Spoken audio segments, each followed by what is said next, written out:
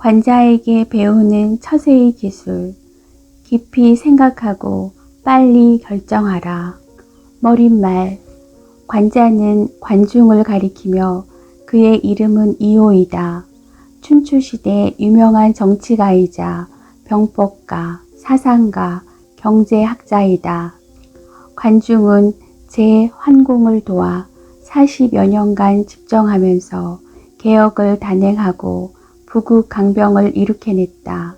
그리고 9차례에 걸쳐 제후들과 동맹관계를 맺고 천하통일의 위협을 달성했다. 백성을 나라의 근본으로 여기며 예법을 실시하고 상인들을 호하게 대하고 상업을 장려하는 등 개방적이고 실용적이었던 그의 사상은 세상 사람들에게 찬사를 받았다. 관중은 이렇게 평생 동안 역사에 빛날 공훈을 세웠을 뿐만 아니라 후세 사람들에게 그의 이름을 딴 관자라는 거작을 남겼다. 관자는 총 86편으로 그 가운데 10편은 유실되어 현재 남은 것은 76편이다. 관자는 주로 법가와 도가 사상을 중심으로 유가, 병가, 종행가, 농가, 음양가의 사상을 두루 집대성했다. 관자는 관중 자신이 저술한 작품은 아니지만 관중의 치국 사상을 집중적으로 조명해 후세에 큰 영향을 미쳤다. 이 책에서는 먼저 관자의 핵심 이론을 갈무리하여 현대적 관점에서 관자의 지혜를 지혜롭게 해석했다. 처세의 금기사항 4가지. 관중은 목민에서 우리에게 처세의 금기사항을 4가지 지적해준다. 1. 불가능한 일은 하지 않는다. 불가능한 일을 책임진다는 것은 다시 말해 능력이 부족한데도 중대한 임무나 사명을 책임지는 것을 의미한다. 사람의 능력은 한정되어 있다. 용맹스럽기는 하나 지략이 부족한 사람이 최고 사령관을 맡거나 문외한이 어려운 수학 문제를 푸는 것 등은 모두 자기 능력의 범위를 벗어나는 일이다.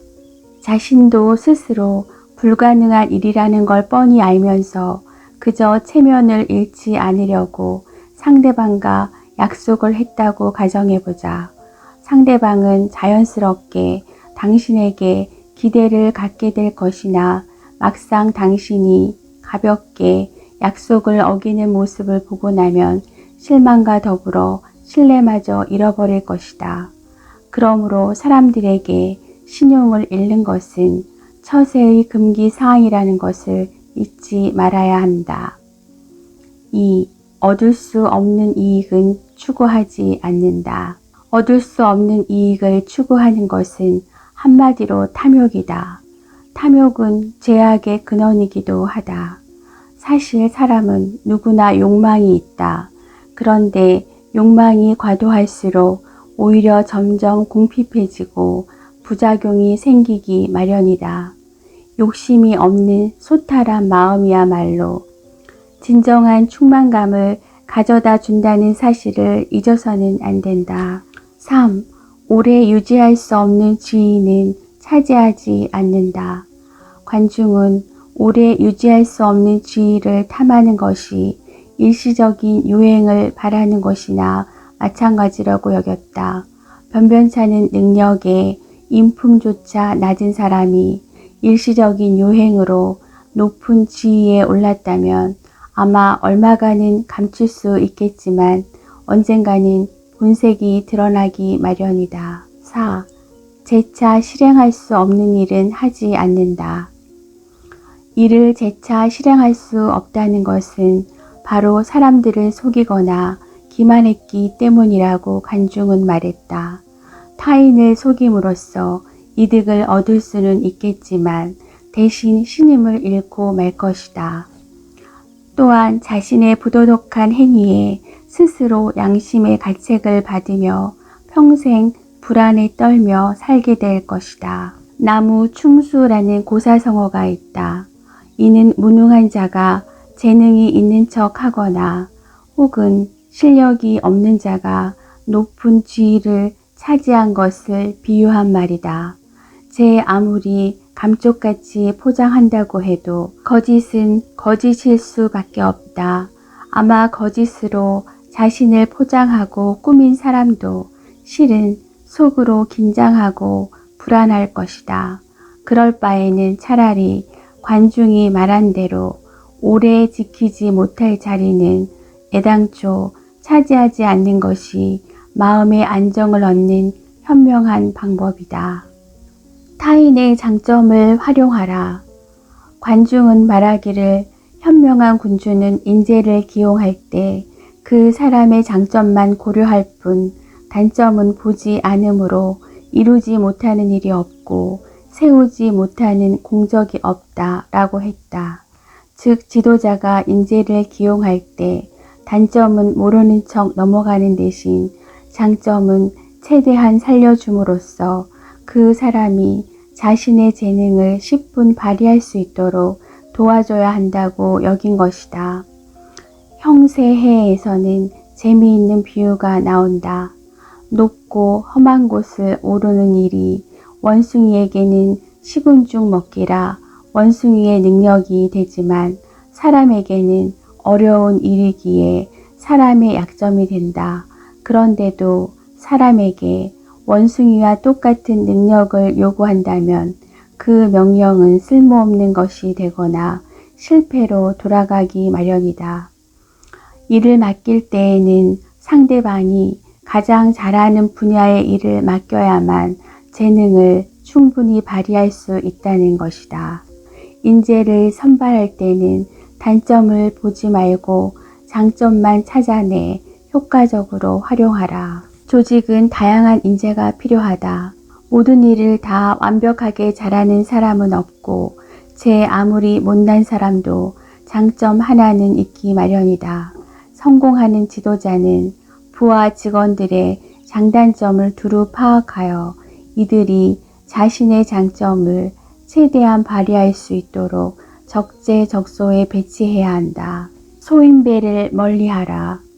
관중은 말하기를 군자에게 잘못을 저지를지언정 소인배의 미움을 사지 말라고 했다. 관중은 왜 그렇게 말했을까? 그것은 관중은 이렇게 설명했다. 군자에게 잘못을 저질렀을 때에는 별다른 원한을 사지 않지만 소인배에게 잘못을 저지르면 심각한 화를 불러일으키기 때문이다. 소인배는 사소한 실수나 잘못도 지나치는 법이 없다. 가슴 깊이 원한을 품은 채 보복할 기회만 엿보다가 일단 기회가 오면 가차없이 공격한다. 그리고 이들은 당신이 도움이나 은혜를 베풀어도 당연한 몫으로 받아들인다. 그들의 욕심은 끝도 없기 때문에 당신의 도움 따위는 안중에도 없다. 하지만 그들의 요구에 조금이라도 부합되지 못하면 보복의 칼날이 당장에 당신을 겨누게 될 것이다. 그러나 군자는 다르다. 군자는 호탕하고 너그러우며 당신이 그들의 요구를 거절해도 미소를 짓는다. 당신의 고충을 잘 알고 이해하기 때문이다. 군자와 교제할 때에는 속 마음을 터놓아도 전혀 꺼리낄 것이 없다. 그러나 소인배에게 그런 행동은 절대로 금물이다. 과도하게 경계할 필요는 없겠지만 일종의 보호막을 쳐서 당신 주위에 소인배가 접근하지 않도록 하는 것이 가장 바람직하다. 만일 어쩔 수 없는 이유로 소인배와 함께 일을 해야 한다면 관대하게 대하되 절대로 경계심을 늦춰서는 안 된다. 가급적 말을 적게 하고 주로 듣기만 하며 경솔하게 약속 따위를 하거나 혹은 다른 사람의 흉을 봐도 안 된다. 특히 절대로 소인배의 단점을 들추거나 비하해서는 안 된다. 소인배가 부탁하는 일들은 도와줄 수 있는 데까지는 꼭 도와주되 그렇지 못할 상황에는 거절의 뜻을 완곡하고도 분명하게 해야 한다. 뿐만 아니라 소인배에게는 예의 바르게 대하면서도 어느 정도 적당하게 거리를 두어야 한다.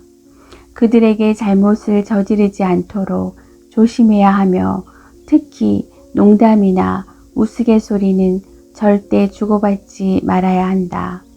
소인배는 일단 사이가 틀어지게 되면 하찮은 농담조차도 진담으로 받아들여 당신을 공격하고 트집잡을 빌미로 사용한다. 군자에게 잘못을 저지를지언정 소인배의 미움을 사지 말라는 관중의 가르침이 군자를 업신여기고 소인배를 두려워하며 떠받들라는 말은 아니다. 관중은 소인배의 부덕과 사악함을 강조하고 싶은 것이다. 군자는 원칙을 중시하지만 소인배에겐 원칙 자체가 존재하지 않는다. 군자는 언행이 정정당당하지만 소인배는 아무도 보지 않는 곳에서 중상모략을 일삼는다. 군자는 오로지 자신이 맡은 일에만 심혈을 기울이지만 소인배는 무리를 지어 다니며 사람을 해치는 데만 온갖 궁리를 짜낸다. 그러니 항상 소인배를 경계하고 조심하라. 항상 진심으로 사람을 대하라. 관중은 사람과 교류할 때 거짓이 많고 진심이 없으며 모든 것을 사사로이 취하려는 것은 까마귀 떼의 사귐이다 라고 했다. 까마귀 떼의 사귐은 처음에는 서로 친하다가 나중엔 사이가 틀어지고 반목하기 일수다. 까마귀 떼의 사귐은 겉으로는 대단히 우호적으로 보이지만 실상은 결코 친밀하지 않은 사이를 의미한다. 일반적으로 까마귀는 사람들에게 호감을 주는 새가 아니다. 관중은 이러한 까마귀를 예로 들어 순전히 이익만 추구하며 이합집산하는 사람들의 교류를 풍자했고 이러한 우정은 오래가지 못한다고 말했다. 그는 사람들과 교류할 때는 반드시 진심을 다해야 한다고 강조했다. 진심은 사람의 마음을 여는 열쇠이며 사람들에게 호감을 얻는 가장 좋은 방법이다. 오직 진실한 사랑만이 온통 고독과 좌절에 빠져버린 영혼을 위로해 줄 수 있고 진심 어린 관심과 도움만이 공경에 빠진 사람에게 새로운 삶의 의지를 불어넣어 주며 진심 어린 마음만이 차갑게 얼어붙은 마음을 따스하게 녹여준다는 사실을 잘 알고 있다. 누군가는 진심을 다해 사람을 대하는 것에 회의적일 수 있다. 그 이유는 간단하다. 정성을 다해 진심으로 대해도 상대방이 그에 상응하는 대접을 해주지 않아서 괜히 자신만 손해보면 어떡하나 혹은 나만 바보가 되는 것은 아닐까 의심스러운 것이다. 물론 우리가 사는 이 세상에는 위선적이고 교활하며 나쁜 속셈으로 타인의 진실한 마음을 농락하는 사람이 어디에나 존재한다. 그들의 비열한 진면목이 폭로될 때에는 질시와 배척을 받기 마련이다. 우리의 선량함과 진심이 다른 사람들에게 우롱당해도 결과적으로 크게 손해를 보는 이는 우리가 아니라 바로 그들이다. 진심으로 사람을 대하는 것은 실상 그리 어려운 일이 아니다. 가령 넘어진 사람에게 손을 내밀어 일으켜 세워주고 우울해하는 사람에게는 따뜻한 미소를 보내주는 것이다. 진심은 삶의 기본 원칙일 뿐만 아니라 가장 지혜로운 처세술이다. 그래서 옛 성현들은 두 마음으로는 한 사람도 얻을 수 없지만 한 마음으로는 100사람도 얻을 수 있다 라고 말했다. 정성 어린 마음으로 진심을 다한다면 상대방도 진심으로 당신을 대할 것이다. 우리가 흔히 말하는 이심, 전심이 바로 이러한 것이 아닐까 싶다. 타인을 무시하지 말라. 관중은 여기에서 우리에게 상대방이 누구든지 타인을 함부로 무시하지 말라고 당부한다. 관중이 그렇게 말한 것은 그 자신도 한때 다른 사람을 함부로 무시하는 잘못을 저질렀기 때문이다. 우리는 일상생활에서 타인을 무시하는 현상을 어디서나 쉽게 발견할 수 있다. 대도시 출신 사람들은 시골 출신 사람을 무시하고, 대형 고급차를 몰고 다니는 사람은 소형차를 운전하는 사람을 무시하며, 대기업에 다니는 직장인은 건설 현장의 인부를 무시하고, 부자는 가난뱅이를 무시하는 등 사람과 사람 사이에는 항상 계급이나 신분 차이 혹은 경제적 여유에 따른 경시 현상이 뚜렷하게 존재한다. 이 세상에 남들에게 무시당하는 것을 원하는 사람은 없으며, 남을 업신여기는 것을 진심으로 즐기는 사람도 없다. 문제는 자신도 미처 깨닫지 못하는 사이에 남을 무시한다는 사실이다. 사람은 남을 무시하는 데에는 무감각하면서도 남들에게 무시당할 때는 대단히 민감하다. 사람들 사이의 오해와 원한은 바로 여기서 비롯된다. 사람들은 누구나 타인에게 자신의 존재와 성과를 인정받고 또 긍정적으로 평가받길 원한다. 남들에게 무시나 업신여김을 당할 때 느끼는 불쾌감과 분노는 쉽사리 잊혀지지 않는다. 관중도 그가 원하지 않는 일을 상대에게 강요하지 말라고 말했다. 이렇듯이 우리는 항상 다른 사람의 입장에서 생각하고 행동해야만 인생의 소중한 인맥을 만들어갈 수 있다. 오유는 자신의 부유함을 과시하며 가난뱅이 서생 공손목을 무시하지 않았고, 오히려 그와 절친한 친구가 되었다. 타인을 함부로 무시하지 않는 성품은 참으로 소중한 덕목이다. 친구를 사귈 때는 빈부 귀천을 떠나 그 사람의 학식과 품행을 중시해야 한다. 사사로운 감정으로 사람을 판단하지 말라. 관중은 사람을 보는 안목이 탁월했다. 그의 뛰어난 안목은 제항공에게 인재를 추천할 때뿐만 아니라 공자 시절에 제항공을 평가할 때도 유감없이 발휘되었다. 개인의 기호와 사사로운 감정에 따라 일을 처리하는 방식으로는 부하 직원의 업무 실적을 있는 그대로 반영할 수 없다. 또한 공정하게 평가할 수 있는 객관적인 기준마저 잃고 만다. 다시 말하면 사랑에 눈이 멀어 단점을 보지 못하고 증오에 눈이 뒤집혀 장점을 똑바로 보지 못하는 폐단이 생기기 마련이다. 현명한 지도자는 절대로 그러한 우를 범해서는 안 된다. 아랫사람의 말에 귀를 기울이라. 관중은 신하라면 마땅히 군주에게 충언을 아끼지 말아야 하고, 군주는 마땅히 신하의 의견에 귀를 기울여야 한다고 생각했다.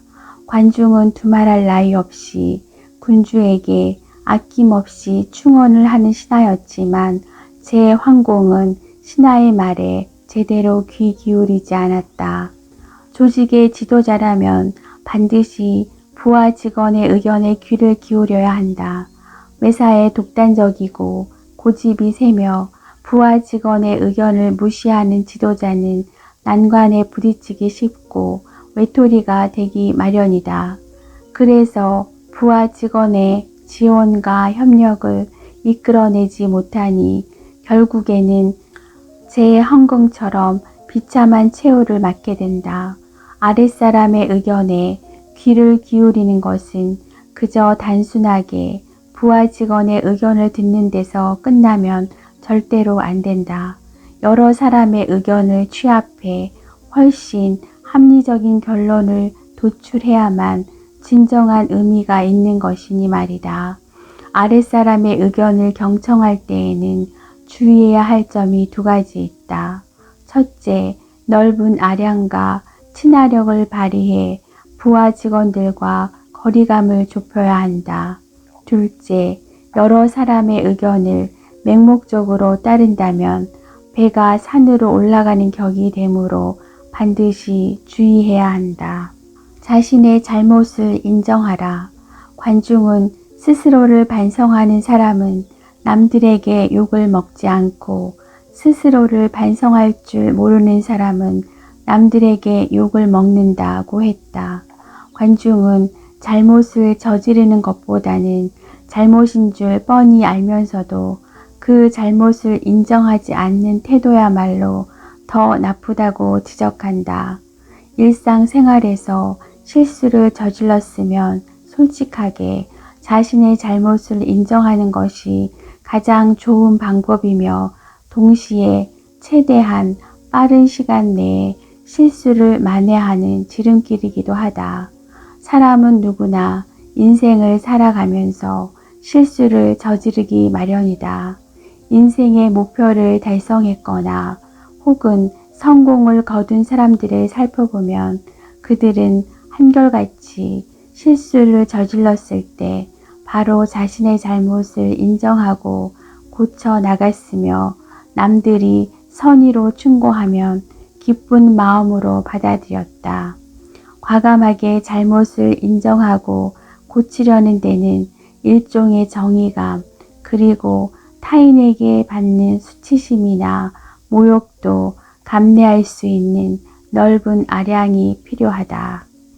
실수를 저질렀을 때에는 과감하게 잘못을 인정하라. 잘못을 인정하는 것은 일종의 자기 부정일 수도 있지만 그보다 더 큰 자부심을 가져다 줄 것이다. 하지만 자신의 잘못을 알면서도 변명으로 일관하거나 이를 숨기는 사람은 가슴에 돌덩이를 매달아 놓은 듯 자괴감과 패배감에 위축되기 마련이다. 평온하고 온화한 마음가짐을 가지라. 관중은 평온하고 온화한 마음가짐을 처세의 경지라고 여겼다. 생각을 크게 하고 용감해지려면 먼저 마음을 넓히고 너그러워지라고 말한 것이다. 모든 일이 순조롭게 진행될 때에는 누구나 마음이 평온하고 온화하다. 그러나 일단 난간에 부딪히면 평온한 마음가짐은 그림의 떡이다. 평온한 마음가짐은 사실 평안하고 여유 있을 때보다 긴박한 위기 상황에서 더욱 절실하다. 평온하고 온화한 마음가짐은 정신 수양의 한 가지이며 인격이 성숙한 정도를 가늠하는 잣대이다. 그러면 어떻게 해야 이러한 마음가짐을 가질 수 있을까? 첫째, 자신의 태도부터 바꾸라. 밝고 쾌활한 목소리로 자기 자신에게 스스로 주문을 외워보라. 자신을 긍정적이고 능동적인 삶의 주체로 바꿔줄 것이다. 둘째, 자신의 얼굴 표정에 관심을 기울이라. 항상 부드럽고 온화한 표정으로 사람들을 대할 수 있도록 스스로 훈련하라. 그러면 기분이 나쁠 때도 쉽게 얼굴 표정을 관리할 수 있다. 셋째, 감정을 조절하는 연습을 하라. 날마다 자기 암시를 하면 우울한 감정을 없애고 활기찬 기분 상태를 유지할 수 있다. 넷째, 기분을 전환하는 방법을 터득하라. 기분이 나쁘거나 우울할 때는 잠시나마 주의를 다른 데로 돌려 기분 나쁜 감정에서 자신을 보호하라. 다섯째, 긴장을 풀고 몸과 마음을 편히 하라. 마음이 불안하거나 기분이 불쾌할 때에는 호흡을 깊이 들이마시거나 가볍게 체조하는 등의 방법으로 몸과 마음을 편안하게 하고 일부러라도 미소를 지어보며 과거의 즐거웠던 기억을 떠올려 보라. 평온하고 온화한 마음가짐은 예부터 성인 군자들이 바라온 정신적 경지의 한 부분으로 인내심과 너그러운 관용이 필요하다. 모든 일에는 정도가 있으니 과유불급하지 말라. 사람들은 흔히 과유불급이라는 말을 한다. 다시 말해 일을 처리하는 것이 너무 과하면 제대로 하지 못한 것만 못하다는 뜻이다. 관중은 지나침과 못 미침은 모두 정도가 아니다 라고 했다. 정도란 사물의 발전과 진척을 헤아리는 것이다. 정도를 정확하게 헤아리지 못하면 사물의 발전이 너무 과도하거나 혹은 못 미치게 되어 크나큰 손해를 입게 된다. 예부터 성인 군자들은 정도를 대단히 중시했으며 이는 점차 중국 전통 문화의 핵심이 되었다. 매사에 정도를 지키면 이야기를 나눌 때 항상 즐겁고 유쾌하여 듣는 이를 지겹거나 불쾌하게 하지 않으며 좌절에 부딪히더라도 지나치게 분노하거나 혹은 절망하지 않게 된다. 과하거나 못 미침은 정도가 없거나 혹은 정도를 지키지 못하기 때문이다. 사물이 양극단으로 치닫거나 혹은 잘못된 방향으로 흐르게 하는 결과를 초래하므로 항상 주의해야 한다. 인생도 마찬가지이다. 일상생활에서든 직장생활에서든 매사에 적당한 정도를 지켜야 한다. 사람 사이의 교제를 예로 들어보면 과도한 열정이나 냉담은 똑같이 상대방을 불편하게 만들며 과도하게 엄격한 규율이나 방임 역시 상대방에게 반감을 불러일으킨다. 인생은 커다란 찌개의 냄비와도 같다. 맛있고 구수한 찌개를 만들려면 소금을 비롯해 여러 가지 조미료를 적당한 양으로 배합해야 한다. 적당한 양이 바로 정도를 의미한다. 아래 사람에게 관심과 사랑을 베풀라. 사람들은 대부분 인본을 서방 철학가들의 전유물로만 생각한다. 인본이라는 단어를 떠올리면 습관적으로 서양 철학의 인본주의 사상과 연결시켜 생각한다. 그러나 실은 인본 사상은 이미 전국시대에 지어진 관자에서 언급되었다. 관중이 인본을 중시한 이유는 바로 천하를 통일해 폐업을 이루고자 한 것이었다. 관중은 폐언에서 천하를 얻으려면 먼저 사람을 얻으라고 말했다. 총명한 지도자는 인심을 움직일 줄 알아야 한다. 실제로도 사람의 마음을 다스릴 줄 아는 지도자는 아랫사람에게서 변함없는 충성과 적극적인 봉사를 이끌어낼 수 있어 크나큰 혜택을 얻을 수 있다. 그렇다면 어떻게 해야 인심을 움직일 수 있을까? 사실 사람의 마음을 다스리는 일은 그다지 어렵지 않다. 당신이 직장 상사라면 부하 직원의 미묘한 감정 변화에 관심을 기울이고 주의하면 된다. 그 상황에 맞는 말을 꺼내거나 혹은 적절한 행동을 취하면 부하 직원의 마음을 쉽게 얻을 수 있다. 특히 부하 직원이 우울하거나 기분이 나쁠 때야말로 당신의 관심과 호의를 표시하는데 가장 적절한 시간이다. 1. 부하 직원이 병에 걸렸을 때, 제 아무리 강한 사람도 몸이 불편해지면 마음도 약해지게 마련이다. 이때 진심 어린 위로로 당신의 관심을 표시하면 부하 직원은 당신에게 호감을 가지게 될 것이다. 2. 부하 직원의 가정에 문제가 생겼을 때, 가족 가운데 누군가 병이 들거나 혹은 아이의 교육 문제 등으로 근심이 생길 때도 마음이 심란하고 힘들어지기 마련이다. 이럴 때 관심을 보이고 배려를 해준다면 부하 직원은 진심으로 당신에게 감사해 할 것이다. 3. 부하 직원의 일이 순조롭게 진행되지 못할 때, 업무상 실수를 저지르거나 혹은 업무가 지연되어 납기일까지 일을 못 마쳤을 때에는 의기소침하거나 열등감에 휩싸이기 쉽다. 이때 따뜻하게 격려를 해준다면 부하 직원의 호감을 얻을 수 있다. 뿐만 아니라 부하 직원의 권익을 보장해주는 일에도 앞장서야 한다. 상사의 책임인 동시에 부하 직원을 향한 존중의 표시이다. 부하 직원의 이름을 기억해주고 미소로 대하며 항상 겸손한 태도로 모든 직원들을 평등하게 대한다면 전 직원의 마음을 얻을 수 있다. 조직을 이끌어가는 지도자는 부하 직원을 사랑으로 대해야 한다. 사랑이 없는 지도자는 부하 직원의 마음을 얻을 수 없다. 아래 사람에게 관심과 사랑을 베풀면서 가족과도 같은 돈독한 유대관계를 형성하라. 이러한 지도자는 부하 직원들에게 인간미를 느끼게 해 존경과 사랑을 받게 된다.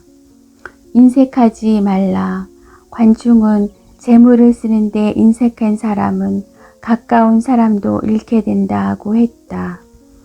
인생은 시간이 한정되어 있고 죽으면 모든 것이 그만이다. 제 아무리 천만금, 억만금을 가지고 있어도 죽을 때는 모든 것을 두고 빈몸으로 떠나야 한다. 이러한 진리를 깨달은 사람들은 재물을 어떻게 사용해야 하는지도 잘 안다. 그들은 인색함을 부리지 않고 사람들에게 널리 베풀면서 인심을 얻고 사업을 일궈나간다. 이러한 진리를 잘 아는 관중은 제 황공에게 인색하지 말라고 거듭 당부했으며 권수에서 능력에 따라 관직을 주고 등급에 따라 복록을 준다고 말했다. 인색한 사람을 두고 우리는 흔히 치사하다는 표현을 쓴다. 안시가운 치가에 보면 인색이라 함은 몹시 궁핍한 사람을 보고도 불쌍히 여겨 도와주지 않는 것을 이른다 라고 나온다. 다시 말해 인색하다는 것은 타인을 도와줄 능력이 있으면서도 도움의 손길을 내밀지 않는 행위를 일컫는다는 사실을 알 수 있다. 인색한 사람은 대개 이기적이고 냉혹하며 사소한 이해 득실에도 연연해한다. 주위 사물이나 사람에게 동정은커녕 관심조차 없으며 남을 도와주는 걸 싫어한다. 그래서 그들 주변에는 친구가 무척 드물고 정작 남의 도움이 필요할 때 도움을 받지 못한다. 편견을 갖지 말라. 관중은 목민에서 편견에 대해 이렇게 강조했다. 같은 성씨가 아니라고 차별하거나 다른 가문 출신이라고 해서 그 사람의 말을 따르지 않아서는 안 된다. 타양 출신의 사람을 차별해서는 안 된다. 같은 나라 출신이 아니라고 차별하여 다른 나라 사람의 주장을 따르지 않아서는 안 된다. 하늘과 땅처럼 아무런 편견이나 편애 없이 세상 만물을 대해야 하며 해와 달이 만물을 두루 비추듯이 모든 사람을 공평하게 대해야만 군주다운 절도이다. 편견은 군주가 쉽게 빠지는 오류로 오늘날 각 계층의 지도자들이 항상 경계해야 할 부분이기도 하다. 편견은 사람이나 사물에 고정 불변하는 견해를 갖는 것을 의미하며 대부분 부정적인 견해이기 마련이다. 지도자가 사소한 말 한마디 혹은 자질구레한 일 한 가지 때문에 부하 직원에게 편견을 품는다면 이는 상대방뿐만 아니라 조직 전체에도 상당히 부정적인 영향을 미치게 된다. 1. 편견은 인재 활용을 방해한다. 누구나 사람이라면 완벽한 존재가 아니므로 각기 장단점이 있다는 사실을 잊지 말아야 한다. 긍정적인 것만 보고 또 긍정적으로만 생각하는 연습을 해야 한다. 다양한 각도에서 직원들을 평가하며 긍정적인 화합을 이끌어낼 수 있어야 한다. 2. 편견은 인재의 성장을 저해한다. 새로운 인재들은 경험 부족과 환경 적응 부족으로 일련의 시행착오를 겪기 마련이다. 그런데 지도자가 이러한 시행착오를 적응 과정으로 생각하지 않고 능력 부족으로 평가해 편견을 갖게 된다면 이는 사내 인재 양성에 심각한 부정적 영향을 미치며 나아가서는 인력을 잃어버리기도 하는 부작용까지 낳게 된다. 3. 편견은 조직의 단결을 와해시킨다. 지도자가 부하 직원에게 편견을 가지면 잠재의식 속에서 그 직원이 하는 모든 업무에 부정적인 평가를 내리게 된다. 이는 해당 부하 직원이 업무에 적극적일 수 없게 하고 나아가서는 다른 직원들 사이에 불협화음을 만들어 결국에는 조직의 단결이 와해된다. 게으름을 떨쳐내라. 관중은 게으름을 경멸했다. 그는 형세에서 게으른 사람은 항상 뒤처지기 마련이다라고 했다. 나태함에 영혼을 정복당한 사람은 성취를 잃은 사람들을 보면서 그저 질투하고 시기할 뿐이다. 자신의 일을 열심히 하기보다는 그 일에서 도망칠 수 있는 속임수나 편법을 찾는데 대부분 시간을 할애한다. 그들은 그럴듯한 속임수로 사람들을 속여 넘긴다고 생각하지만 그런 행동은 사실 자신의 성장과 발전을 스스로 방해하며 자기 자신을 망쳐가는 것이다. 일을 처리할 때 한두 번씩 늑장을 부리기 시작하면 이것이 점차 반복되면서 하나의 습관으로 굳어져 버린다. 게으름은 마치 부식제처럼 사람의 능력을 야금야금 갉아먹어서 결국에는 그의 인생을 헛되게 만들어 버린다. 게으른 뱅이는 결코 행복을 얻을 수 없다. 진정한 행복은 노동에서 얻는 투명한 땀방울을 통해 만들어지는 법이다. 인본주의적 경영. 세상 만물 가운데 사람이 가장 소중하다는 인본주의는 사회와 역사의 발전 과정에서 인간의 주체적인 작용과 위치를 긍정적으로 평가한다. 그리고 이는 인간을 존중하고 인간의 자유와 화목을 지향하는 일종의 가치관이다. 관중은 국가의 근본을 백성이라고 여겼다. 군주가 국가를 다스리는 근본적인 문제를 두 가지로 나누었는데 그 중에 하나는 사람이고 또 하나는 일이었다. 현명한 군주는 너그러움과 사랑으로 백성을 친근하게 대하며 백성의 요구에 귀 기울이고 그들이 부유해지도록 도와준다.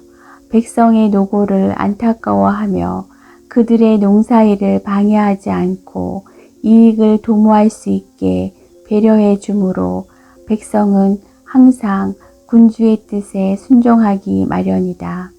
제 황공은 천하를 통일해 폐업을 이루고자 했지만 막상 시작하려 하니 난감하기만 했다.